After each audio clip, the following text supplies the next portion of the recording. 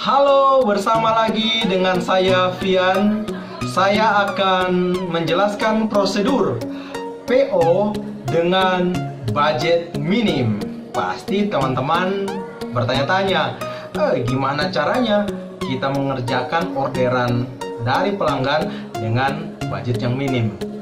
Yang pertama, kita harus perhatikan, yaitu satu, pastikan warna dan ukuran kaos yang akan diorder itu sudah disepakati. Yang kedua, pastikan file gambar dan jenis tinta sablon yang akan digunakan sudah disepakati juga. Yang ketiga, pastikan deadline waktu pengiriman itu sudah disepakati juga. Yang keempat, pastikan harga sudah disepakati bersama pelanggan. Dan yang terakhir, yang kelima, jangan lupa minta DP minimal 50%. Ini sangat penting, ini krusial untuk mengerjakan PO tersebut. Oke, saya akan memberikan video di mana saya melakukan atau mengerjakan PO tersebut. Mari kita saksikan. Nah, kenapa tadi kita perlu meminta DP 50%? Tujuannya adalah kita akan gunakan untuk membelanjakan bahan katun combat untuk pembuatan t-shirt. Pada saat ini saya langsung ke toko bahan untuk membeli bahan katun combat 24S karena telah disepakati oleh pelanggan, yaitu t-shirt kaos bahan combat 24S. Saya menggunakan kendaraan, tapi buat teman-teman pemula, kalau kalian belum punya kendaraan roda 4, kalian bisa gunakan kendaraan yang kalian miliki atau dengan cara yang kalian bisa. Intinya, minimize budget untuk pengeluaran dalam proses produksi t-shirt tersebut. Dan pada kesempatan ini, saya bersama sahabat saya, Dennis Franky, membantu saya untuk mengerjakan PO dari pelanggan. Dan kali ini saya akan menunjukkan bagaimana proses produksinya, tapi hanya sampai pada siap untuk disablon, karena video selanjutnya saya akan bagikan untuk kita saksikan bersama-sama. Nah, pada kesempatan ini kita lihat bahwa kita harus gelar bahan katun combat tersebut dengan teliti dan hati-hati. Jangan terlalu ditarik karena ini akan mengakibatkan melar atau terjadinya transisi dalam penyusutan bahan material dari bahan katun ini, sehingga kita harus gelarnya dengan kalau bisa 2 orang ya. Untuk apa? Untuk kita bisa pastikan bahan ini bisa dipotong sesuai pola dan tidak ada penyusutan atau penyusutannya sangat minimalis.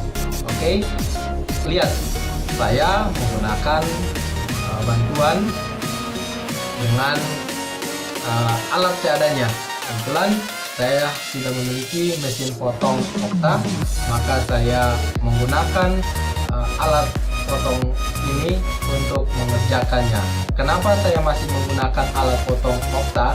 Karena lipatan kain yang kami lakukan pada saat ini adalah masih 12 lipatan, sehingga masih bisa menggunakan mesin seperti ini. Kalau sudah sampai 50 tumpukan, kita perlu menggunakan mesin yang sangat besar seperti mesin yang di atas ini.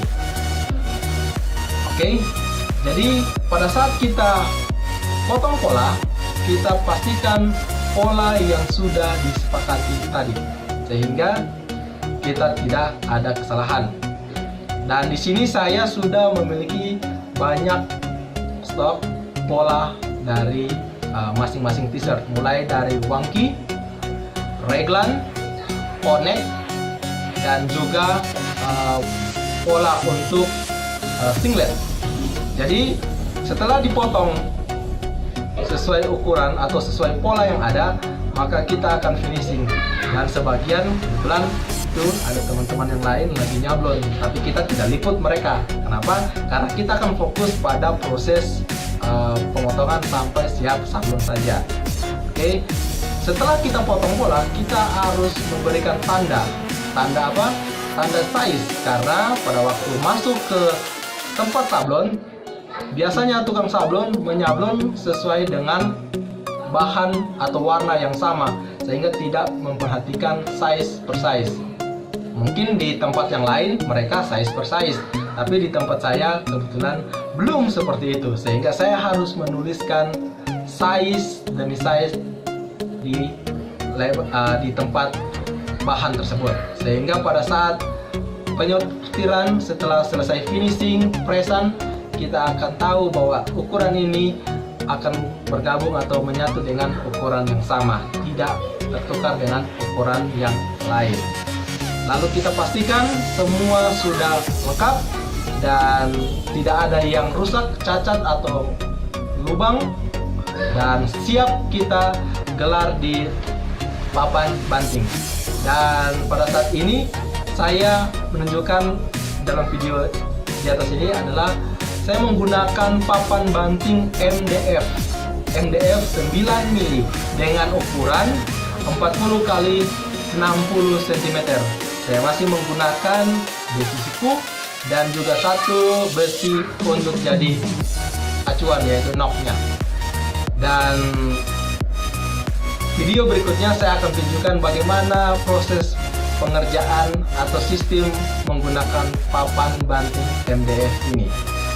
Oke, yang pasti di sini kita harus gelar semua bahan yang baru saja kita potong tadi secara merata, karena di papan banting ini memiliki lem, namanya lem meja atau lem kaos, dan lem ini tidak merusak dari tekstur kaos, tapi ini sangat membantu di dalam proses penyablonan, apalagi sablonan yang memiliki lebih dari satu warna.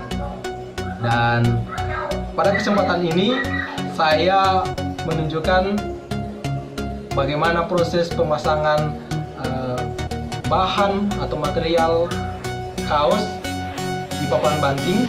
Dan papan banting ini adalah papan yang cukup solid dan cukup rata, sehingga ini sangat baik, recommended buat teman-teman yang mau menggunakan pola papan banting yang sama.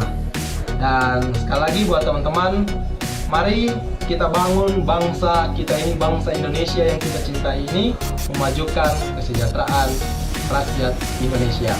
Oke, itu sedikit